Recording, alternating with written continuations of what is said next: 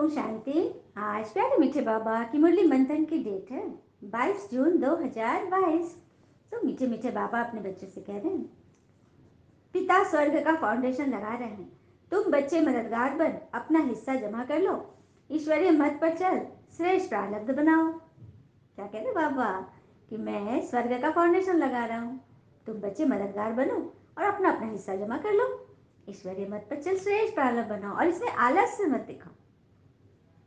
क्योंकि भगवान हमारे लिए नई दुनिया की फाउंडेशन लगा रहे हैं, स्वर्ग की दुनिया का, और हम उसमें आलस्य करें, भगवान के मददगार न बने कि अरे हो जाएगा, अभी बहुत समय बाकी है। हाँ, तो आलस्य करने से क्या होता है और किस तरह से आलस्य का पता पड़ता है, चलिए कथा सुनते हैं। एक बार की बात है, एक बार एक राज्य में बहुत सारे लोग आलसी हो गए थे। एक राज्य में बहुत सारे लोग आलसी हो गए थे और उन्होंने अपना काम धंधा करना छोड़ दिया, यहाँ तक कि अपने लिए खाना बनाना भी छोड़ दिया और खाने के लिए दूसरे पर निर्भर रहने लगे। ज़्यादातर समय वह लेटे रहते, सोते रहते। खाने की समस्या का निराकरण जरूरी था, क्योंकि इन आलसियों को खिलाने में लोग आनाकानी करने लगे। एक दिन सभी आलसियों ने राजा से मांग की कि सभी आलसियों के लिए अलग आश्रम बनवाना चाहिए, उनके खाने की व्यवस्था करनी चाहिए। काफ़ी सारे आलसी पैदा हो गए थे ना। राजा नेक और दयालु होने के कारण बुद्धिमान भी था। उसने कुछ सोचकर मंत्री को एक आश्रम बनाने का आदेश दिया। आश्रम के तैयार होने पर सभी आलसी वहां जाकर खाने और सोने लग गए। एक दिन राजा अपने मंत्री और कुछ सिपाहियों के साथ वहां आया और उसने एक सिपाही से कहकर आश्रम में आग लगवा दी। आश्रम को जलता देख आलसियों में भगदड़ मच गई और सभी जान बचाने के लिए आश्रम से दूर दूर तक भागने लगे, दौड़ने लगे एकदम जोर जोर से। जलते हुए आश्रम में दो आलसी अभी भी सोए हुए थे। एक को पीठ पर गर्मी महसूस हुई, तो उसने पास ही में लेटे दूसरे आलसी से कहा कि मुझे पीठ पर गर्मी लग रही है, जरा देखो तो क्या मजा है। दूसरे आलसी ने बिना आंखें खोले उत्तर दिया, तुम दूसरी तरफ लेट जाओ, मैं अभी लेटा हुआ हूँ।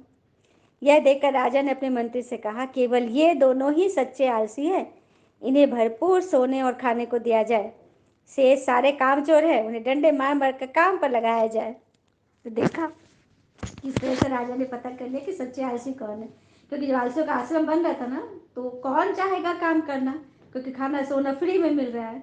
तो सारे ही कामचोर वहां पहुंच गए थे। तो कैसे पहचान हो गई। तो यहाँ भी भगवान की इस ज्ञान में जितने सारे बीके बन गए, अब उसकी छटैया के लिए भगवान कुछ कुछ नए नए उपाय करेंगे, ऐसे ऐसे विघन लाएंगे ना कि बच्चे अपने आप छट जाएंगे। तो हमें छटना नहीं, हमें टिके रहना अंत तक, स्वर्ग के बादशाही का ताज लेके रहना है ना।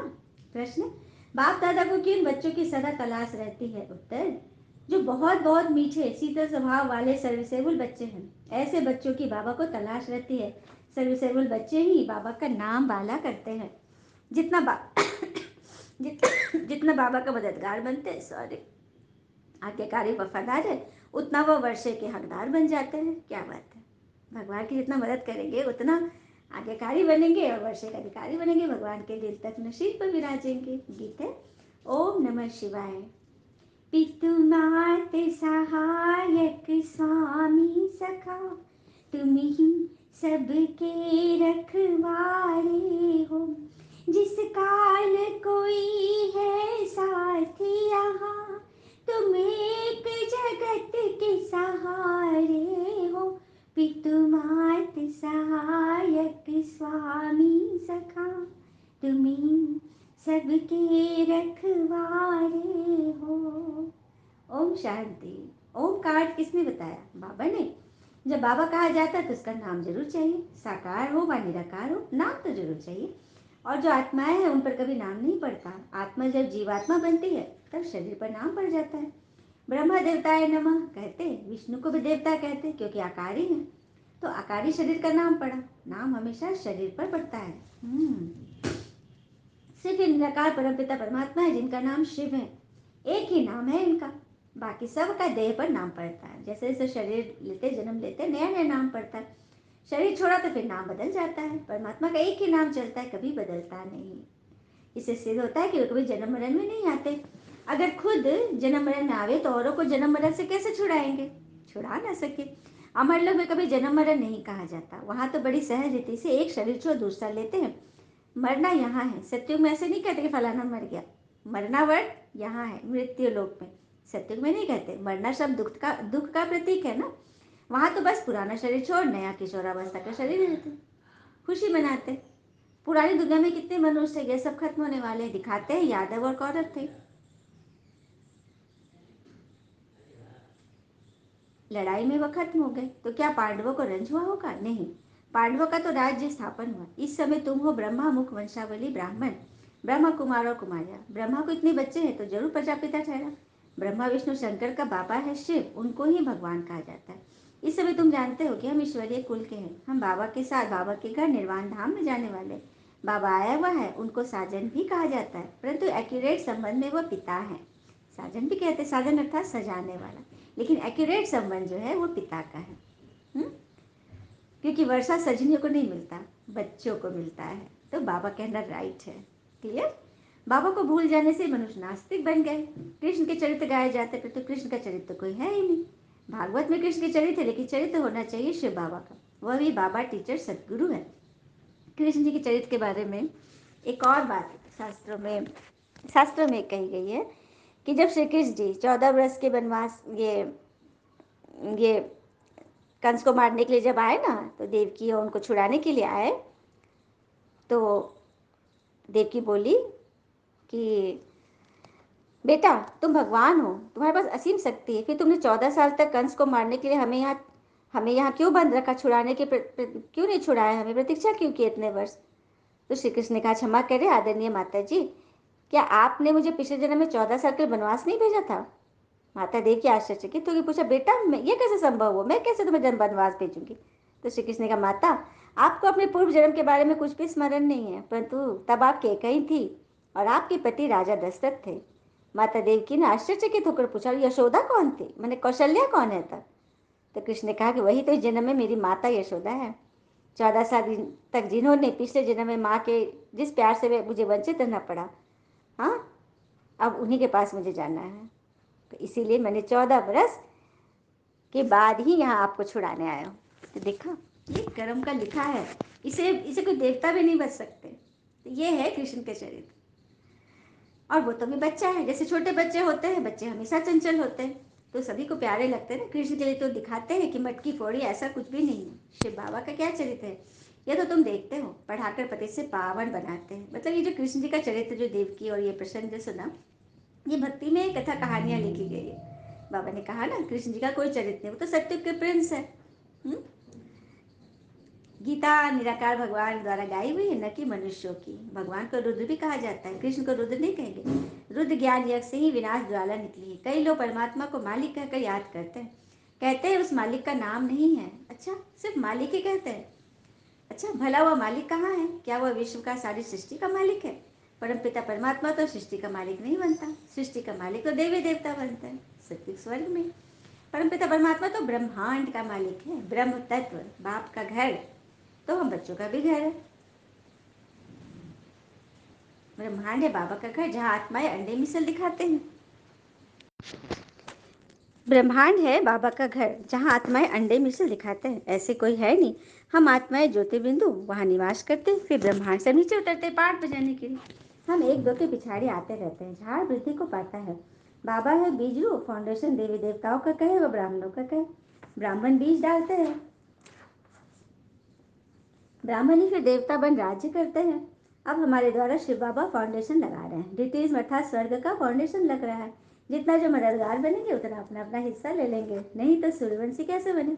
अभी तुम वह उच्च प्रारब्ध बना रहे हो। हर एक मनुष्य पुरुषार्थ से प्रारब्ध बनाते रहते हैं। प्रारब्ध बनाने लिए अच्छा काम किया जाता है, दान पुण्य करना, धर्मशाला आदि बनाना, सब ईश्वर अर्थ ही करते हैं, क्योंकि उनका फल देने वाला वह है। तुम अब श्रीमत पर पुरुषार्थ कर रहे हो, बाकी सारी दुनिया मनुष्य मत पर पुरुषार्थ कर रही है। सो भी आसुरी मत है। ईश्वरीय मत के बाद है दैवी मत, फिर हो जाती है आसुरी मत। अब तुम बच्चों को ईश्वरीय मत मिलती है। बाबा मम्मा भी उनकी मत से श्रेष्ठ बनते हैं। कोई मनुष्य देवताओं जैसे श्रेष्ठ हो ही नहीं सकते। देवताओं को श्रेष्ठ बनाने वाला कौन? यहाँ तो कोई श्रेष्ठ है नहीं। श्री श्री है ही एक, वही सबसे ऊंचते ऊंच बाबा टीचर सदगुरु है। वही फिर श्री लक्ष्मी नारायण बनते हैं। भले राम को भी कहते हैं श्री सीता श्री राम, परंतु उनको पिछाड़ी ऐड हो जाता है क्षत्रिय राजवंश, चंद्रवंशी, क्षत्रिय वंश में आ जाते ना। वह लक्ष्मी नारायण तो 16 कला संकुल सूर्यवंशी देवता कुल हुआ, और राम सीता हो गए 14 कला चंद्रवंशी। तो 2 कला कम हुई ना, सो तो होना ही है जरूर। मनुष्य यह नहीं जानते कि सृष्टि की गिरती कला होती है, 16 कला से 14 कला, तो डिग्रेड हो गई ना। फिर 14 से कितना होगा 8, और 8 के बाद बिल्कुल कम, खत्म। इस समय तो बिल्कुल डिग्रेड है, कोई कला नहीं है। यह है रावण संप्रदाय, रावण राज है ना, रावण मत को कहा जाता है, आसुरी मत। सब पतित है, पावन कोई दुनिया में पतित दुनिया में हो नहीं सकता। भारतवासी जो पावन थे वही फिर पतित बने, फिर उन्हों को ही मैं आकर पावन बनाता हूँ। पतित पावन कृष्ण नहीं गाया जाता, न चरित्र की बात है। पतित पावन एक परमात्मा को ही कहेंगे, पिछाड़ी में सब कहेंगे ओ प्रभु आपकी गत मत न्यारी, क्योंकि अंत में सबको पता पड़ेगा ना। आपकी रचना को कोई नहीं जानते, सो तो अब तुम जान गए हो। यह ज्ञान है बिल्कुल नया। नई चीज जब निकलती है तो पहले थोड़ी होती है, फिर बढ़ती जाती है। तुम भी पहले एक कोने में पड़े थे, अब देश देशांतर वृद्धि को पाते रहते हो। सही बात है, शुरू में जब नया नया ज्ञान आया कि भगवान आ गए हैं तो थोड़े बच्चे थे, एक कोने में थे, कम संख्या में थे।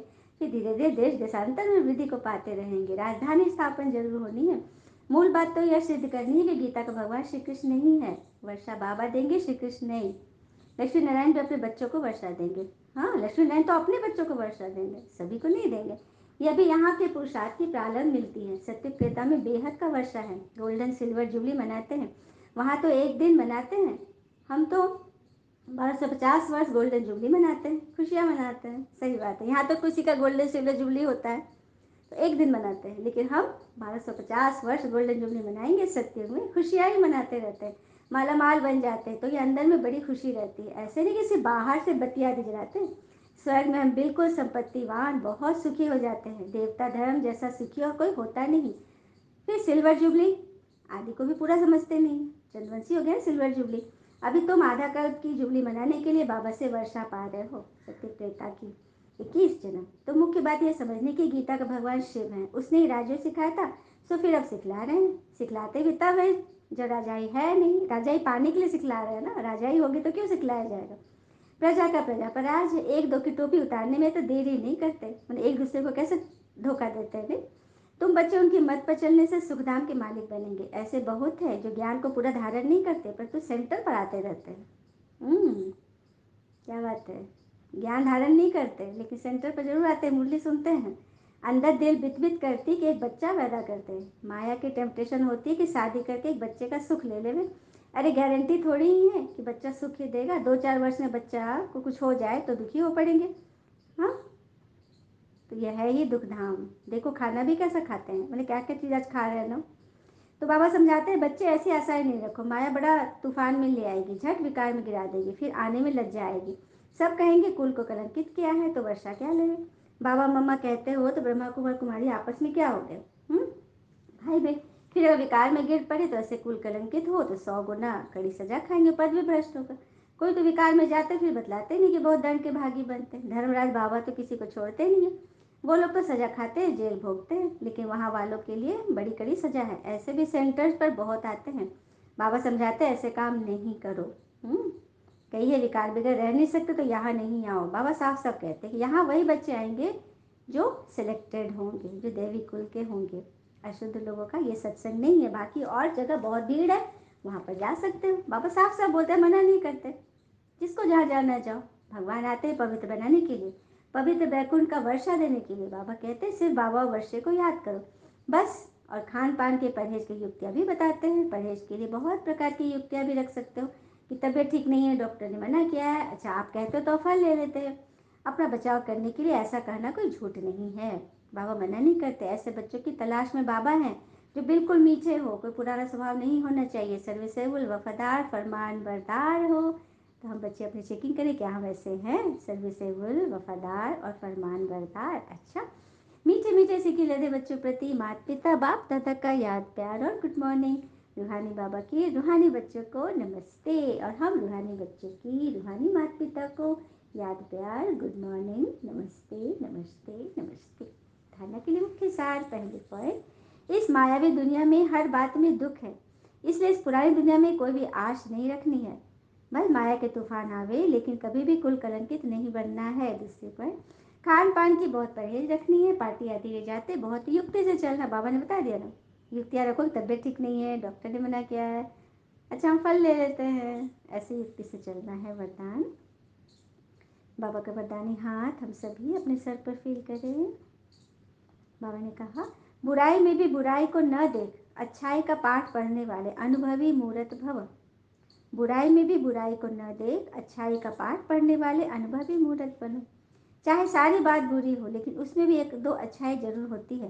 पाठ पढ़ाने की अच्छाई तो हर बात में समाई हुई है ही, क्योंकि हर बात अनुभवी बनाने के निमित्त बनती है।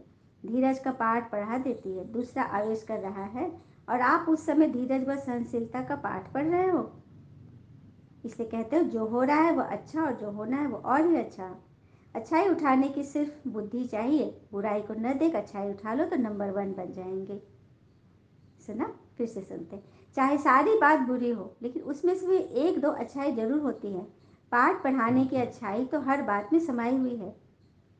जो भी हमें कुछ बोल रहा है, हमें सबक सिखा रहा है, मतलब हमें सिखा रहा है, पाठ पढ़ा रहा है, तो उसमें तो अच्छाई है, उस बात में ही अच्छाई है।